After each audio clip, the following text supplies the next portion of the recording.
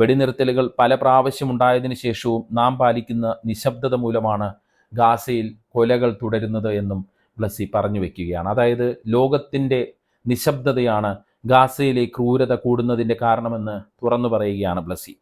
ഗാസയ്ക്ക് അനുകൂലമായ ചിന്തകൾ രൂപപ്പെടുന്നതിൽ സ്വാധീനം ചെലുത്തിയ സിനിമകൾ ഏതൊക്കെയാണ് എന്നാണ് അടുത്ത ചോദ്യം.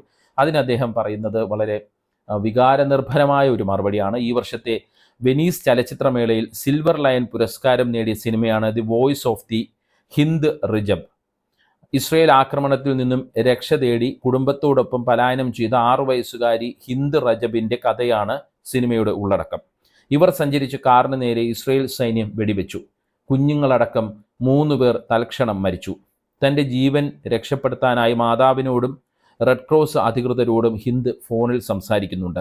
രക്ഷപ്പെടുത്താനുള്ള അവരുടെ ശ്രമങ്ങൾ പരാജയപ്പെട്ടു. അവസാനമായി ഈ ഹിന്ദ് സംസാരിച്ച വാക്കുകൾ സിനിമയിൽ ഉൾപ്പെടുത്തിയിട്ടുണ്ട്.